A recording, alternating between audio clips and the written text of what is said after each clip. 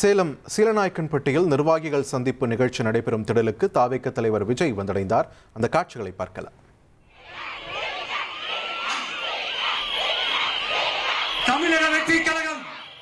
சேலம் சீலநாயக்கன்பட்டியில் உள்ள திடலில் தாவேக நிர்வாகிகள் சந்திப்பு நிகழ்ச்சியானது இன்று நடைபெற உள்ள நிலையில் அந்த சீலநாயக்கன்பட்டி பகுதியே தற்பொழுது தாவேக தொண்டர்களால் நிரம்பி வழிந்து கொண்டிருக்கிறது.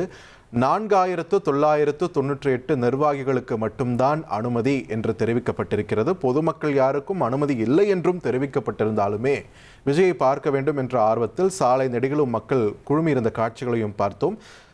இந்த கூட்டம் நடைபெற இருக்கக்கூடிய பகுதிக்கு பின்னாடி இருக்கக்கூடிய இந்த மலையிலும் சில பொதுமக்கள் ஏறி அங்கிருந்து தொலைவிலிருந்து விஜயை பார்க்க வேண்டும் என்று ஏறி அமர்ந்திருந்த காட்சிகளையும் முன்னர் பார்த்தோம். இந்த நிலையில் தற்பொழுது மாநாடு அந்த சந்திப்பு நிகழ்ச்சி நடைபெறக்கூடிய அந்த திடலுக்கு தாவேக தலைவர் விஜய் வந்து சேர்ந்திருக்கிறார் என்ற ஒரு செய்தி நமக்கு வந்திருக்கிறது. இன்னும் சற்று நேரத்தில் கட்சி நிர்வாகிகளிடையே உரையாற்ற இருக்கிறார் தாவேக தலைவர் விஜய்.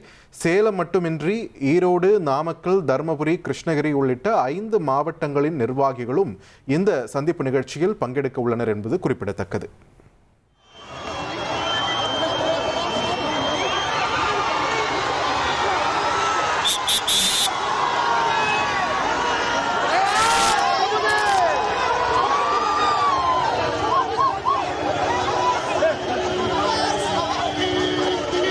தொடர்ந்து செய்தியாளர் மணிகண்டன் நம்முடைய இணைப்பில் இணைகிறார். மணிகண்டன், இப்போ திடலுக்கு விஜய் வந்து விட்டார். அந்த காட்சிகளை நம்மால பார்க்க முடிகிறது. அங்குள்ள சூழல் என்ன?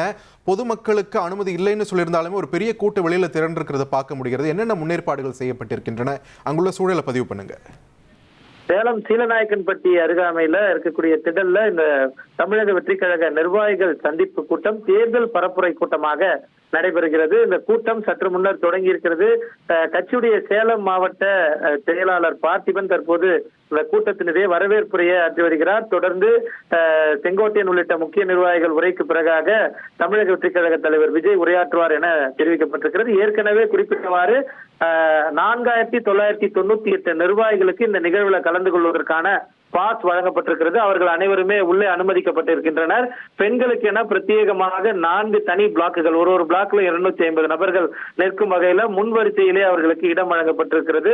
அந்த வளாகத்தை சுற்றிலும் 4 மருத்துவ குழுக்கள், ஒவ்வொரு பிளாக்குகளிலும் குடிநீர் டேங்குகள், அதே போல மருத்துவ வசதிகள். இன்று வெள்ளிக்கிழமை என்பதால இஸ்லாமியர்கள் தொழுகை செய்வதற்கு, ஜும்மா செய்வதற்கான தனி அரங்கம் என அதற்கான ஏற்பாடுகள் தயார் நிலையில் இருக்கிறது.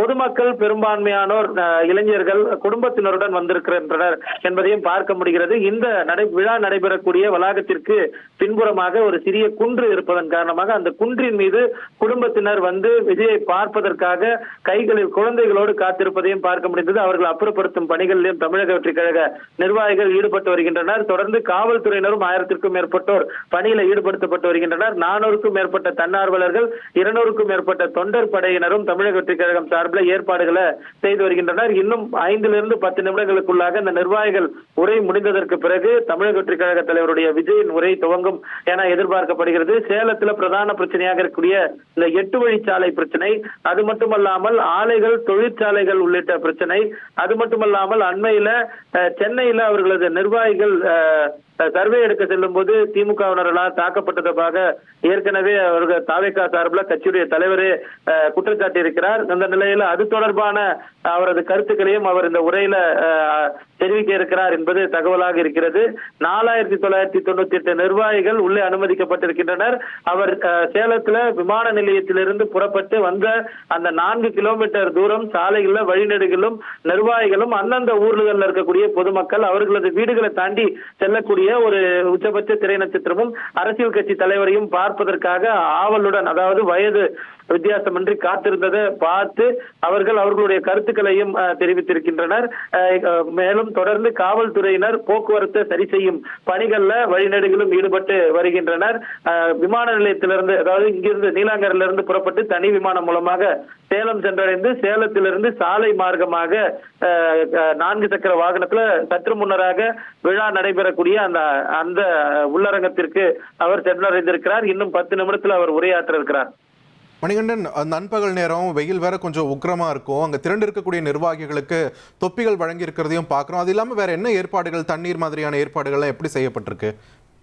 நிச்சயமாக சேலத்துல இயல்பை காட்டிலும் கடந்த 2-3 நாட்களாக வெயிலின் தாக்கம் அதிகமாக இருப்பதாக ஏற்கனவே தெரிவிக்கப்பட்டு அதற்கேற்றாற் போல நடவடிக்கைகள் எடுக்க வேண்டும் எனவும் காவல்துறை சார்பில் விழா ஏற்பாட்டாளர்களுக்கு கோரிக்கை வைக்கப்பட்டிருந்தது, அறிவுறுத்தல் வழங்கப்பட்டிருந்தது.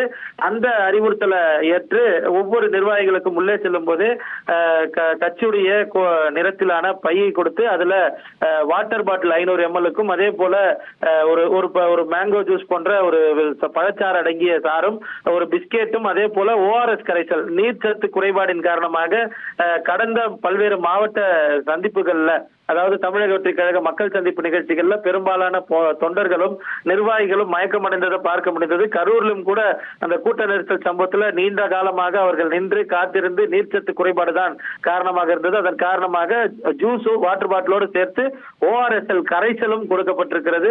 அதன் காரணமாக வெயில் தாக்கத்திலிருந்து சற்று அவர்கள் நீர்ச்சத்தை ஏற்றுக்கொள்வதற்காக அந்த ஏற்பாடு செய்யப்பட்டிருக்கிறது. உள்ளே வந்திருக்கக்கூடிய அனைவருக்குமே கட்சியுடைய சிவப்பு, மஞ்சள் சிவப்பு நிறத்திலான தொப்பிகள் வழங்கப்பட்டிருக்கிறது.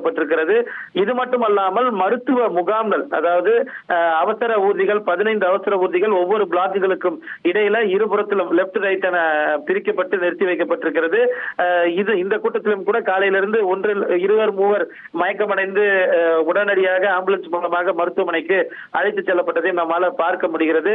நீர்ச்சத்து குறைபாடு ஏற்பட்டால் இதையெல்லாம் தாண்டி, அதாவது கொடுக்கப்பட்டிருக்கக்கூடிய விஷயங்களை கடந்து ஒரு அவசர தேவைக்கு செல்லும் போது அவர்கள் இருபுறங்களிலும் இருக்கக்கூடிய மருத்துவ முகாம்களை அணுகி அவசர சிகிச்சை பெற்று அவர்கள் செல்வதற்கு ஏற்பாடு செய்யப்பட்டிருக்கிறது.